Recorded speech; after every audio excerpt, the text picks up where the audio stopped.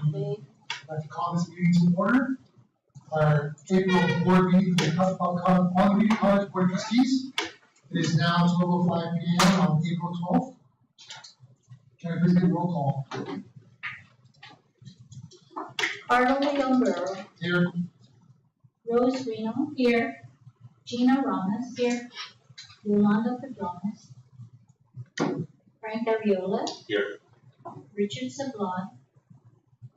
The schedule conflict. Kenley McWitty. Here. We have Corn. Dr. Mary O'Connor. Kenneth Bautista. Here. Simone Bollinger. Here. Attorney Roland Genovian. That's it. Okay. Can we sign the mission statement, please? Providing the highest quality student-centered education for migration. If you can please review the minutes from last night's meeting. Can I get a motion to accept the minutes? Motion. Let's review.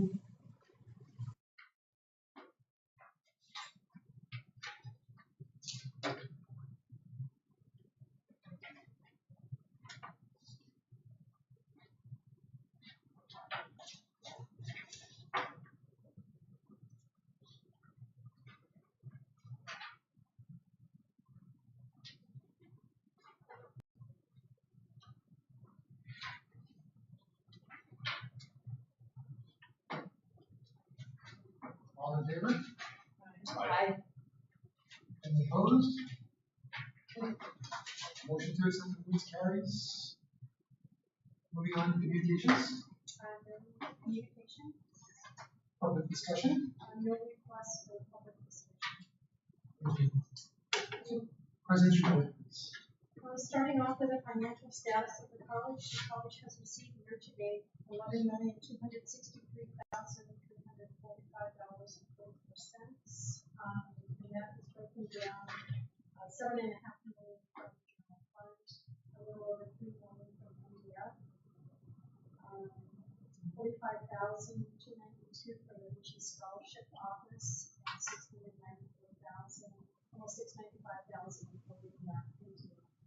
And this is the MDF over collection in 2022. And so this represents a total of 81% based on the allotment schedule that was presented to PDMR and DOA for regular releases, and about 50% of the total budget. So we're about 48% right now. So we are still on track to continue to receive the funding resources. In terms of capital improvement projects, we do have several projects that are ongoing right now on the campus. We are taking a look at putting out the bid for the painting of the campus. We'll have to do it based on funding availability. There is a separate CIP list that is presented to RPF for fiscal year 25, I believe. So we're looking for some additional funding for that.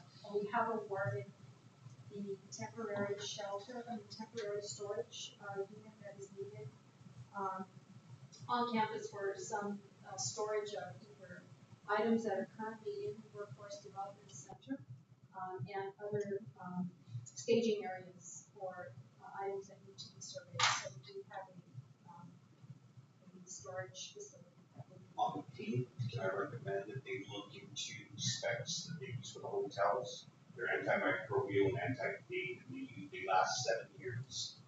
And I think most of it comes from Japan. Yeah. So have a look into that. okay. Okay. We haven't let that bid out yet, but we will do that shortly so that we can get it started. Based on the funding availability, we're probably going to do it based on a cost per building, so that if we need to get multiple vendors as opposed to awarding it to one vendor, we'll take a look at that and see based on the funding availability.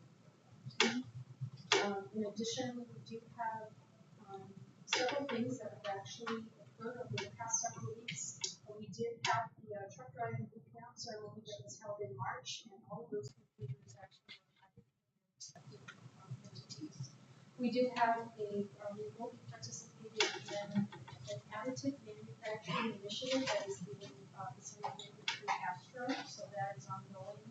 We have been receiving increased numbers, a significant increase of numbers for technical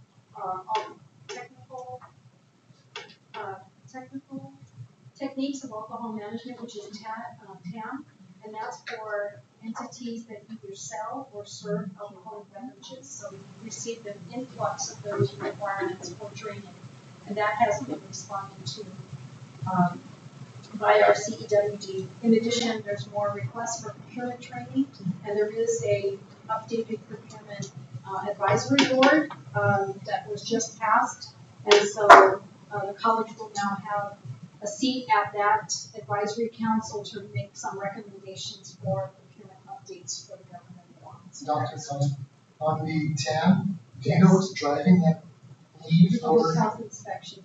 Oh, So the ABC, it's actually the ABC requirement, so folks have been have,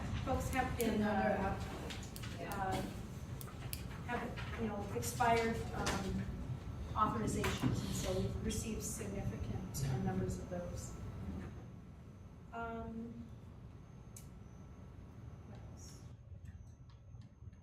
We did have a meeting with the governor, Governor Leon Morel, about all the updates to the based on the healthcare collaborative, and so we provided updates to the governor on that. And of course, this collaborative is to increase nursing capacity for the island. So we provided an update based on the ADM program, the articulation agreements with the university in terms of the LPN program. That was that. It's being worked on. And so those are continued discussions. We're also the environmental tech that is being to support public health and their public health inspectors and environmental technicians. And so CEWD is working with Department Chair Carl to get that program up to help support public health in their, not just their inspections, but also EPA, Guam EPA. In addition to that, we submitted a proposal to USAID, and that proposal to USAID is it's called a sponsored case competition on Guam, but it's for high school and post-secondary students. And so we were hoping to get that launched in May, and so we received a request to have that delayed until sometime like a back-to-school event. So we're looking at the the possibilities for moving that forward. I did have a meeting with OFB, Office of Finance and Budget, to discuss the fiscal year 2025 budget. We do have our hearing next week, Tuesday, April 16th at 9 o'clock. And so we will be presenting our testimony on that. And we did have the initial briefing with Alan Searle on the results of the faculty salary study. And so Simone, Union President Simone, and Faculty Senate President Carl Torres attended that discussion. We will be having a briefing set up for the board, and then we'll put it on the agenda for the board's consideration. On April 1st, we had the updates to the institutional self-evaluation report. All employees were provided an update based on all the standards. The themes have been identified, and we're continuing to do editing and seeking feedback from the campus community. And so we will have it to the board. I think we're on target to present it to the board possibly by May, if not May, then June, because it would have been signed off by all the respective governance entities by then. And that would be my report for now. Thank you. Okay, moving on. Get to the reports. Kenley. Hi everybody, I just want to say thank you for the last 2 years as a board trustee, and this is gonna be my last and final report for you guys. So on Wednesday on March 20th at the MPA, I attended the bus driving boot camp completion ceremony, and on Friday, March 22nd at the Allied Health and Student Center Canopy, I worked closely with the Math and Science Department Chair, Mr. Carl Torres II, to ensure the testing portion of the Math Kangaroo Festival ran smoothly. Testing started at 9:30, which ran about to 11 a.m. And then the carnival was from 10:30 to 1:30. The four major public schools that participated were Price Elementary, 1M Guerrero Elementary, Maria Joa, and Marshall Saban Elementary. And the grade levels were from 1st to 5th, and we had 3 high school participants. And I also worked alongside Reach for College and their tutors with the activity for the students to enjoy. And then on Thursday, April 4th at the MPA, at 9, I attended the LGBTQ plus scholarship presentation, and I was one of the recipients. Congratulations. Thank you. And then on the same day, on April 4th, parking lot F, from 2 to 4, Veterans Club is in collaboration with the GCC's automotive department. They hosted the GCC car show. And then on the same day again, from 4 to 8, we had our Spring Fest.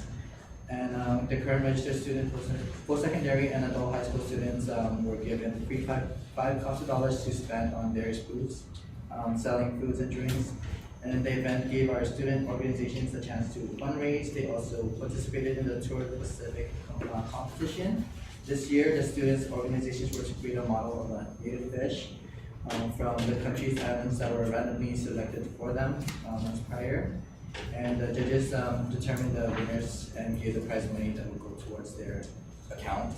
And then on Friday, April 12th, at the Student Center, today, we have our CASA general membership meeting.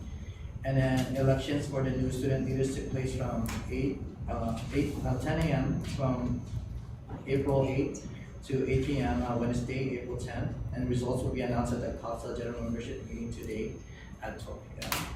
And then registrations for classes for the summer and fall are currently open now. Thank you. Moving on, Simone. Okay, everybody. Okay. I just add a little bit on the math festival that has the math kangaroo, which is that athlete test that's open for students that register, and then the math carnival after. There were 147 participants. So they're growing that back to its pre-COVID. What was the number of pre-COVID? I think it was almost 4. Is that right? Here's almost 400. 400. No, before. 400. Yeah, it was around 400. 400. So yeah, so a good showing, and then I just wanted to add that the carnival afterwards, which had sort of math themed games and stuff, and they opened the education department, asked other, if other people wanted to. So the English department, had our tutors go work with kids and come up with games. And so our new trustee that's coming up, Ada, she's actually an English tutor in our department, and so she and the other tutors did some games out of. There's this game called Monkey. It's a Finnish game, and then they did this darts with numbers, so for adding them and things like that. There was also the Spring Fest, like Kenley said. They had a lot of fun games. I know that they said on one of the ones that I was looking at, I needed to try was a golf game. So I think it was Jason who set it up, where you swing and there's a net, and then based on those projections you see on the screen where your ball landed. Oh, so it's like simulator. Yes. So that was really cool, something I'd never seen before. But it was really fun with the games and then the students coming out. The car show, like you said. The Young Authors event, which I mentioned last time, did happen in the MPA, and there was a good turnout with them, with those students. I found out too that because PC is where the Chamorro immersion program is, that those students also participated in the event. So we had that Chamorro Challenge Bowl that I told you guys about. We actually won. There were 2 teams. There was us and GDOE Chamorro Studies, which is funny. Did you have to participate? Yeah, I did have to participate, yeah. But it was funny because Chamorro Studies is where our Chamorro students are mostly working, right? They're in Chamorro Studies, so it was like really there, and then Our GCC students that work with At DOE GDOE. under Chamorro Studies that were part of the GCC team. Yeah. So it was really fun. It was funny. I'm like kind of like waiting like this for the PBS because they record it and then they put it out, and it's fun. It's supposed to be fun. But one of our students answered all of the questions for our team. And so even when we kind of all knew, and then you put up your flag, and then they awarded to which side, we would put up, and then because he did it, we're like, just go. So he ended up answering every question, and I'm like, I'm sure they're gonna point that out in the film that they put out or whatever, so that'll be fun. But it was a lot of Chamorro music, which was where he really shined. So they played like 5 seconds of the beginning of a song, and then musician and song title. So it was really fun. It was just for fun, and but we do, and so in the English department we have a come to that we won. That's from the Department of Chamorro Affairs, on display there. Yesterday there was the Supervision and Management and Human Services. They got together to have a bake sale to establish a food pantry here at GCC. So that's something that I know that when Fred Tufaz from Supervision and Management and I went to the AFT convention 2 years ago, we attended something that discussed food pantries at colleges, and so I sort of started the wheels turning, and then Fred's using that within the supervision management class to sort of, as an establishment of something to go through. So that's what they're working on. But he said that they also, and then the collaboration with Human Services, but they're also doing a toiletries and amenities drive for Guam, Tranquilidad, Harvest House, and other foster family organizations on Guam. So I'm sure they'll, appreciate any support. And it's always they, advertise and stuff like that.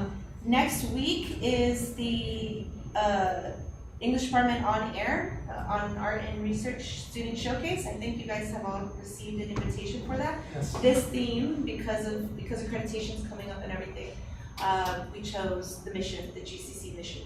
So all of the activity or the interactive displays and things that students are going to be putting up are tied to that theme, and how within their classes and within their personal lives they're sort of serving that mission, right? Finding ways to serve our mission. The evals are ongoing. I think we're almost done with post-secondary. There might be a few more that are, for scheduling that are still coming up, but the new rubric, right, that we worked on in the negotiation, this is our first time using it, and so we're sounding so far from the feedback that everything is kind of going well, but we've also identified some areas where maybe we need to take a look and clarify, like around assessment, especially since new things with program review have come up. And so once that process is done, we'll return to it. That's also part of the agreement that will be returned to before the full negotiation of the contract again. So it's good, this is our first time to get it to try it. Also, on April 1st, we had our faculty, it was an all-employees PD, professional development, and we're looking at academic advising. And so I think really what, and I discussed with Dr. Okada, is it stirred up a lot of desire for follow-up, especially on infrastructure for advisement here at the college. And so we've sort of started talking about how that might happen, what that might look like, that type of discussion and follow-up. That was a very theoretical approach, and so now what do you do in theory, you gotta put it into practice, and so that's, I think, the follow-up that here at the college we can be doing on our own, and so we've been discussing that. I think that's it for today. Thank you. Was there some Support staff, Ken. So, Simone had mentioned at the president, we had a college assembly, we had some off-island speakers, and we're basically talking about the advising culture, and them sharing their experiences or their knowledge on how they were handling it, and stuff that we need to probably start taking a look at as a whole in the college, from different areas, from the faculty's advising, from support staff, and so on. So yeah, it was a pretty good, interesting cultures update. The other thing they've done is HR has provided a customer service training for employees of the college. It's really good. It's a refresher. It keeps us. We get to see how other personnel handle certain customer service issues, and it basically is a refresher, which is always good to have every so often. So our students and our community come use or come to the college itself. That we must have a better, a more successful way of communicating with them and helping them get through whatever they need. Then and also sports labs are now working towards the end of the spring semester and the upcoming graduation and the coming summer semesters.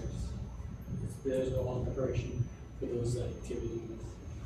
And that's pretty much my report. And will graduation be at EOG again this year? Yeah. Moving on, trustees, anything to report for community outreach? I had the luxury of attending the bus driver boot camp completion. Interesting, that's probably, correct me if I'm wrong, Dr. Khan, that's the longest boot camp we've ever had. Yeah, A year and a primarily. half? Yeah, primarily, there's still one pending, but primarily because of the access to actually the bus. Bus. Okay. Yeah, so How big was the cohort? It was I think it started at 25 and It was 15, I believe, finished. Finished. yeah, 15, 17, maybe 17 finished. but they were all excited to start a new career. That's good. That's great that they opened. Yeah. Okay, anything else? Okay, moving on to unfinished business. So starting with the construction project update, Wellness Center, so we're just now pending the feasibility study. We did submit a request for funding and received a letter of denial. In other words, we're not qualified for the external funding, and that's a requirement for USDA. So we did receive one so far, but we are now just pending the financial feasibility, and then Dr. Julie is working with USDA, and I think there's an issue with US wildlife. So there's some endangered species that they want to make sure for that specific site. So we're going through that process now. So they'll do Dr. Carl, where's the site at? right next to the shooting range, to the right. Yeah. Right. Yeah. There's a turtle in there. It's probably snails, Might be the butterflies, butterflies, Snails. snails. So, maybe the fatting tree. I don't know, maybe the fatting tree. And then building B right now is at 67.21% completion.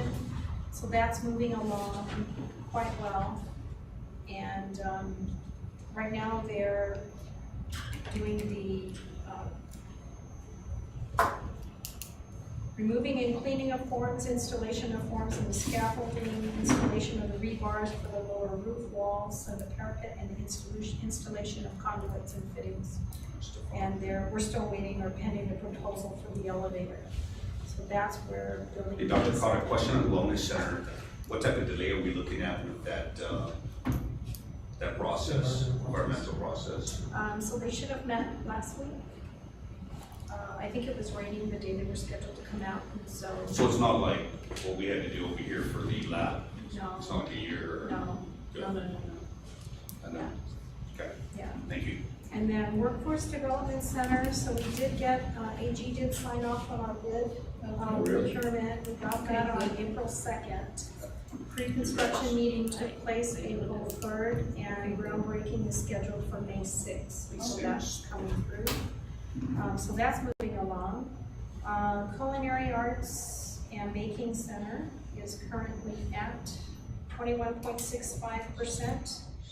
They are doing the trenching for the drains, plastering the walls, installing framing for the dry walls, and the installation of copper pipes for water line and the gas lines. So that's where they're on that. Building 2000 generator is currently at 92% complete.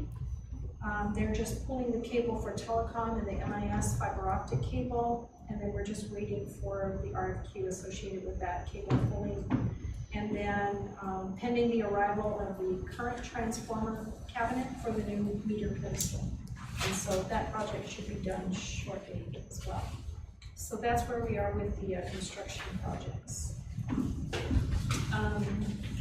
Just moving on, accreditation updates. I gave the update previously. basically general overview provided during college assembly on April 1st. The latest draft posted to the campus community. I believe today's the last day for them to provide feedback.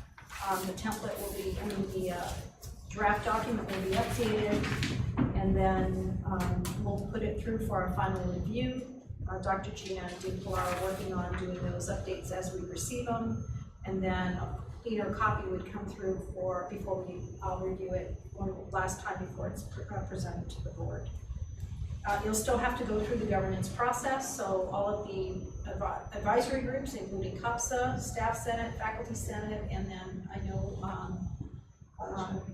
College Governing Council will review the final draft before it comes to the board. So that is in process, and we're looking good in terms of that timeline. Thank you. Moving on to the new business. So the board is charged with approving the institutional set standards. And there is a document in your folder which identifies what the benchmarks are, what they currently are, and what the proposal is. So currently we have what they call a benchmark and aspirational goal.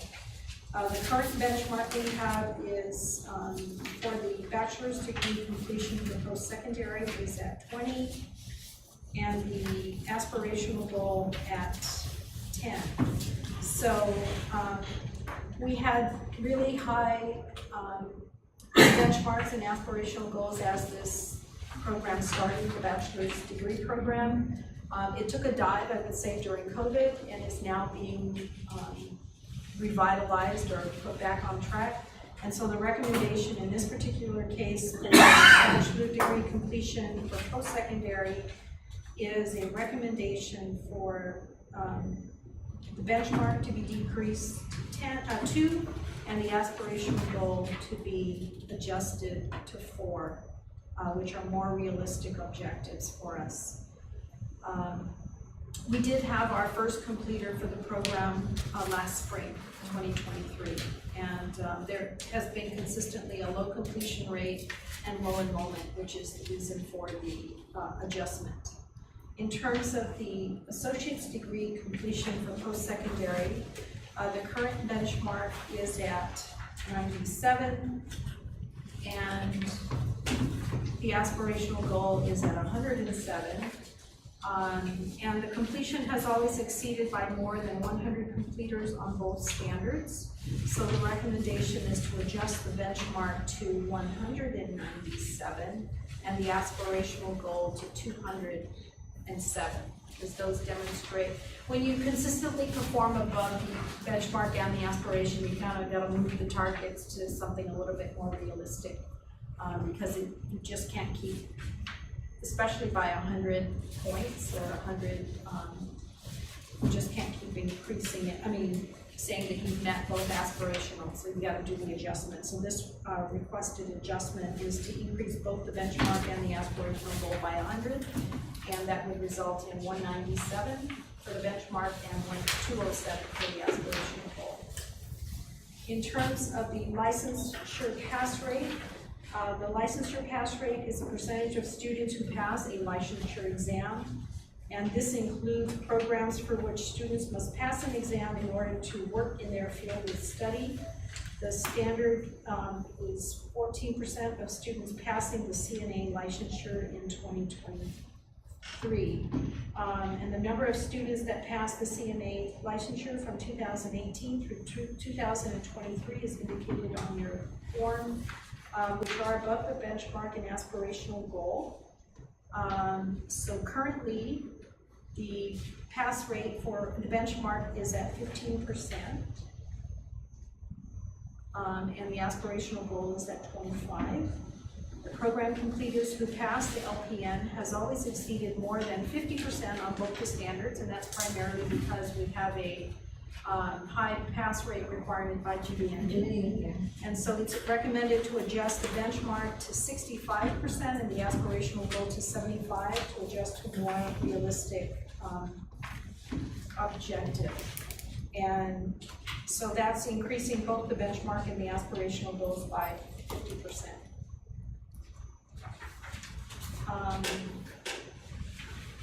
And then the information that you also have in your packet is the 150% graduation rate. The benchmark currently is 28% of the fall cohort. And right now, the graduation rate is for first-time, full-time degree-seeking students in the fall semester who graduate within 3 years. And so if you're offering a 2-year degree, we should be able to provide courses so that you can complete in 2 years, but what is measured is actually 150%, which makes it 3, or 200%, which makes it 4 years. And so basically what we're doing here is identifying the 150%, and there's no recommendation on this right now to make any change. And so the request then is for the board to approve these institution set standards from the college. And this will be, upon your approval, will be implemented for fall 2024 semester.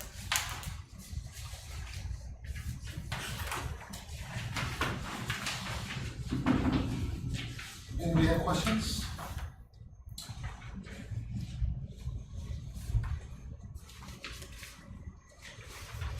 Mary, the attachment has additional pages like the job placement rate, so that's not. Yeah, so these job placement rates right now, the benchmark and the aspirational goals are here as indicated. And right now, there is, based on the request that we have since the 2018 accreditation, there is no request to adjust. Just the one you described. Right.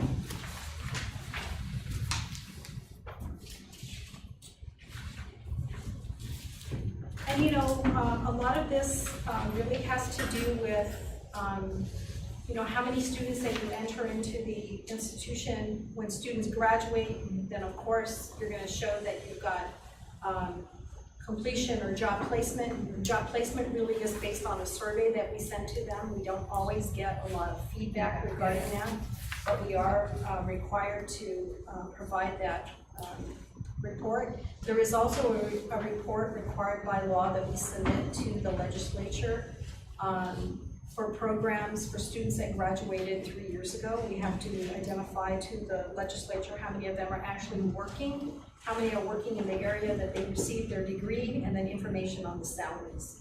And so a lot of times, depending on what happens, that can skew what those numbers are, because if you look at if somebody who worked in the government in Guam, they went from this salary to the increased salary, well, a lot of it is attributed to the 22% across the board that happened. Same thing in nursing. Nursing just got an increase, another bump, 25%. for nurses that are working either at GMH or public health or DOE. And so that kind of information, even though we record it, aren't necessarily based on, you know, can't necessarily be attributed back to the education they just completed, but more based on the market. So those are things that we also, you know, we're just required to provide the information. When it comes to nursing with the GBE, I know they required us the number of graduates and the percentage of our students that pass, and they still want us to take into that instead of the number of students that took the test and the percentage of it that passed. Because I think that's an issue. Correct, The lower because rate. when you have a cohort, Yeah. and, you know, individuals, if they leave off Yeah. island and they're part of the cohort and they don't sit for the exam, Yes, It's because against it's us. it's not mandatory. so, By law, we don't mandate them. So it penalizes the college. so it would be beneficial, for GBNE to look at completers and those who actually sat for the test Yeah. versus cohorts, completers, and those that sat for the test, so. I know we brought it up, this learner only, but when I said challenge, the board really needs to update their rules and regs. So we'll continue to, Push for that, Push just we should not be penalizing us for the student's choice not to take the test. But they are working, so we have a lot of our students graduate here, that once they get the certificate, they're already on the job. And they're already receiving good, salary. So there's not much incentive to really took the test, but they are in the workforce. That's what I'm trying to say. Get it if it's. Our goal is to provide workforce out there in the community. They are there, they're working, actually as a student, and then a graduate, they're working. And it's just, we are penalizing because that particular student did not took the test in their cohort group. Okay. I don't get it. I'm Sure. still arguing that. I'd like to make a motion for the ISS achievement benchmark as proposed. Okay, can I get a second? Second, All in favor? Aye. Any opposed? The motion passes. Moving on to the updated academic calendar. So, our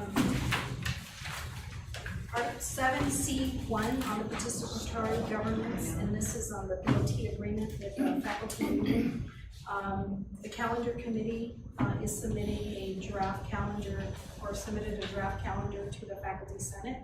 Faculty Senate reviewed the draft calendar, provided their feedback, and their feedback was taken into consideration before submitting to the board the updated proposed 5-year calendar from academic year 2024-25 through academic year 28-29. And so this is being presented to you for your approval. And this basically outlines when faculty start dates are, when the first day of classes, whether it be Monday, Wednesday, Tuesday, Thursday, Friday, or Saturday classes, when the holidays are during the academic year, when the grades are due, any makeup days due to, any storm or any other,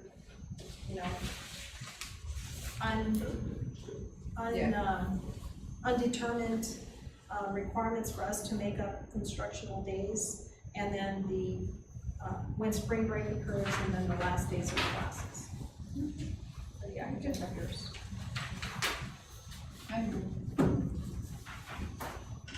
a motion to accept the calendar as proposed. and Do I have a second? Second.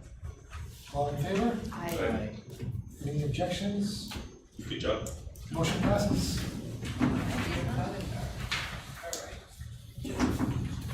Moving on to the multi-purpose auditorium fees proposed. So building 300 was renovated, and is now the facility used for multi-purpose, known as our multi-purpose auditorium. It does have a seating capacity of 500. It consists of 12,500 square feet that can be divided up into 4 halls. This is not an update to the existing rates that we have, because it is a different location, a much larger location. So basically, this adjudication that we did was to establish the new fees for the new multi-purpose auditorium. This has gone and has been vetted through the Resource Planning and Facility Committee, and is presented. We did have the hearings as required by law, March 13th, 2024, and March 18th, 2024. We didn't have anyone that came in to testify for or against. We believe these rates that we are establishing for the use of this facility, including fees for the cleaning, the use of PA equipment or multimedia projectors, additional chairs or tables, is reasonable, and is presented to the board as resolution 6-2024 for the establishment of the fees for the multi-purpose auditorium. How do we have storage for chairs and tables and all We the rest do, of it? they're on both sides of the building. So I don't even think this is enough. Should get more tables and chairs. Oh, we just, so basically, we do have 300 chairs. We do have, we have purchased 30 additional round tables. We have some, but they're already, deteriorated. Round tables is like for, 10. We have currently round Are they the tables tall for ones? 8. like when they do the. Separate Cafe. cocktail, the cocktail ones are separate. Those are Separate. not part of this. Those belong to the foundation. How about table covers and other things? We don't do Doesn't table allow- covers. Do you allow? We allow them to source that, table covers. I just did at the Song Fest, so very, very well stuff. Yeah, so we do have right now 300 chairs. We do have rectangle tables. We have purchased round 6-foot tables. tables. The 6 foot, 6 foot, yeah. Okay. We have purchased the round tables, they're not in yet. And so part of the fees, depending on which hall you reserve or rent, it comes with some tables and chairs already. Okay. Any other questions? Is clean incorporated? It's a separate separate fee. fee. Right there. 150. And then if they damage anything, there's a, Yeah, so we take inventory of what we give you and inventory of what you leave back. it's not even expensive. Can I get a motion to accept the new proposed auditorium fees? I move. Can I get a second? Second. Okay, all in favor? I, Any objections? Okay. Proposed fees accepted.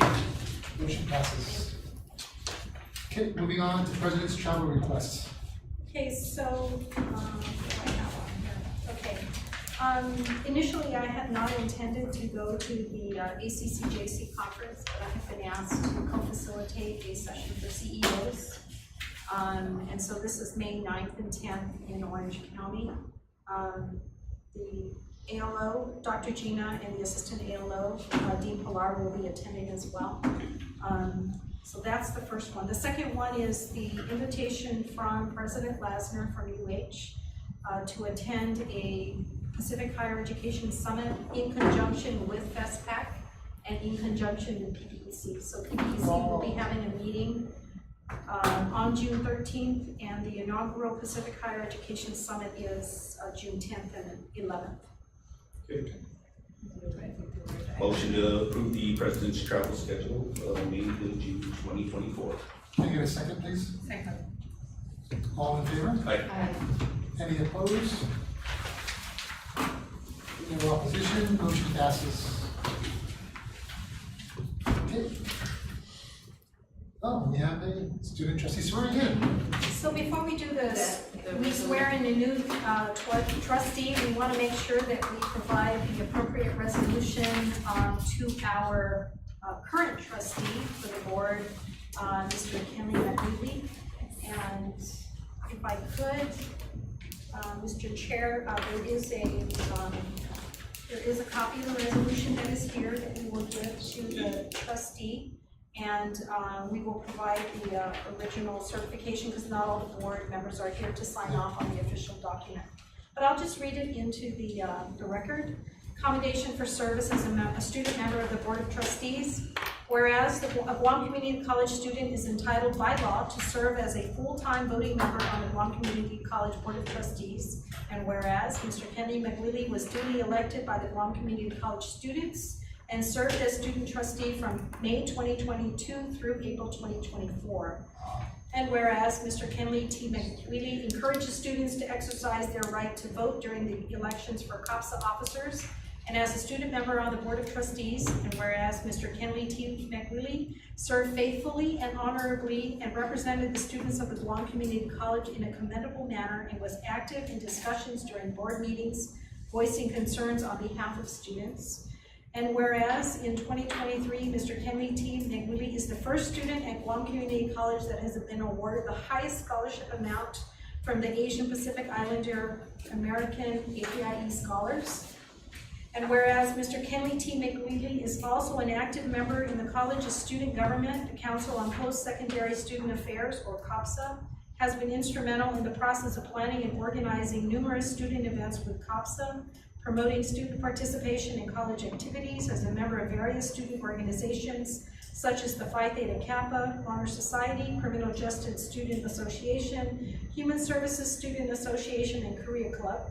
Has assisted students as a tutor with Reach for College and Project AIM. As a past COPSA parliamentarian and social media officer and past member of the Education Student Organization, Visual Voices, and the Medical Assistant Student Organization. And whereas Mr. Kenley T. McWillie is currently pursuing an Associates of Science in Emergency Management and has accomplished the following at the Guam Community College: Certificate in Emergency Management 2023, Associate of Science in Early Childhood Education 2023, Certificate in Early Childhood Education 2023, Associate of Arts in Education 2022, Certificate in Education 2022, Associates of Science in Medical Assisting 2022, Certificate in Medical Assisting 2022, Associates of Arts in Liberal Studies, Health and Science 2021, Associates of Arts in Liberal Studies 2020, nursing assistant industry certification in 2019. Now therefore be it resolved that the Guam Community College Board of Trustees acknowledges with great appreciation the outstanding service and contributions of Mr. Kenley T. McWillie to Guam Community College and commend Mr. McWillie for his outstanding accomplishments at GCC.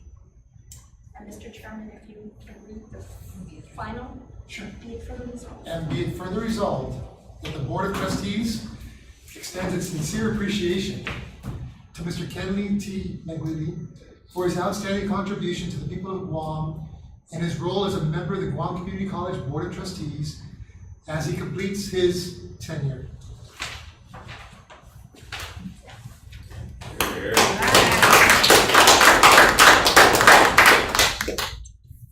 Copy the resolution. You want to stand there? You can, and then we'll present you with the final signed copy by all board members. Come on, Kenny. Shows David's.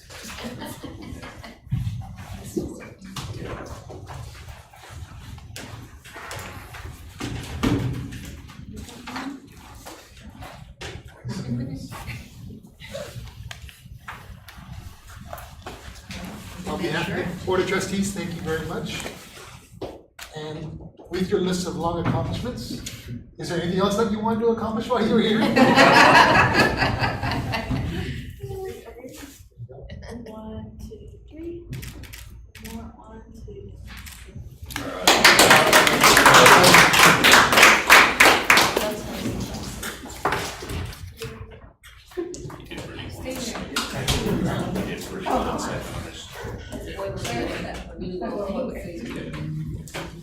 And then we also have the swearing in for the new student trustee.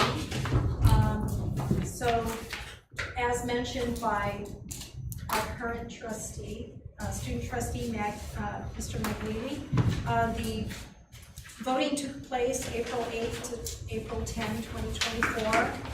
248 students cast their ballot. And as a result, and this has been duly certified by the Dean for School of Technology and Student Services, Dr. Michael Chan, we are today swearing in Ada V. Bautista as the new Board of Trustees student member for academic year. Actually, it begins in May, starts next month, so she will preside over graduation. So we normally do the transition in April for the May. So she'll start in May. And so, Mr. Chairman, you have the swearing in document, and you can probably do that here. Ada. Congratulations. Congratulations. Congratulations, welcome.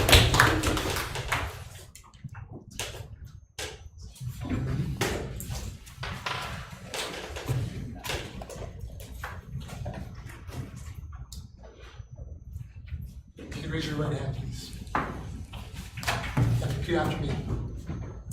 I, I, Ada V. Bautista, Ada V. Bautista, do solemnly swear do solemnly swear in the presence of Almighty God in the presence of Almighty God that I will well that I will well and faithfully support and faithfully support the Constitution of the United States, the Constitution of the United States, the laws of the United States the laws of the United States, applicable to Guam, applicable to Guam, and the laws of Guam, and the laws of Guam, and that I will conscientiously and that I will conscientiously and impartially discharge and impartially discharge my duties as my duties as student member student member of the Guam Community College Board of Trustees. of the Guam Community College Board of Trustees.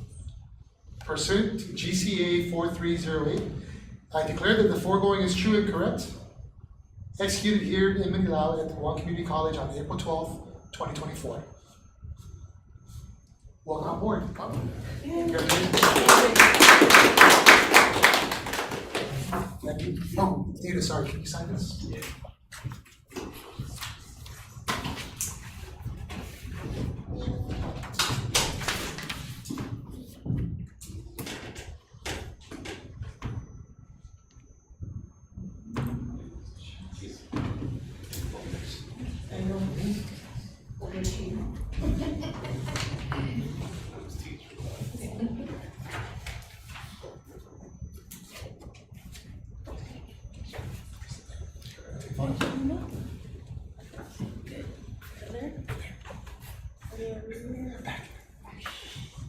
One, two, three. More, one, two. Welcome aboard. Thank you.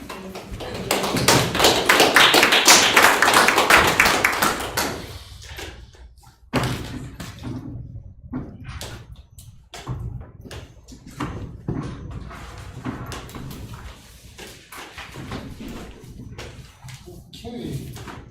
Congratulations again to our new student trustee. Can I get a motion to move into executive session? Can I get a second? Second. All in favor? Aye. No, any opposed? Okay, executive session it is. Thank you.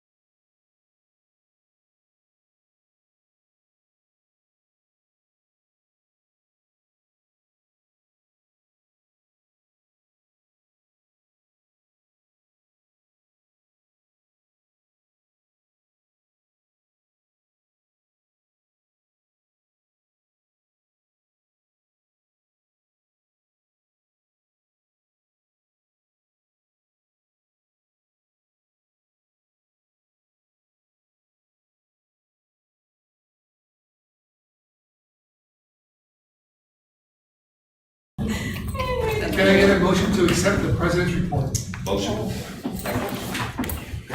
All in favor? Aye. Any opposed? President's report accepted. And if no one has anything else to say, can I get a motion from our trustee as he departs to adjourn? I move. Can I get a second, please? Second. All right. All in favor? Aye. Thank you, everybody. Yeah. Thank you.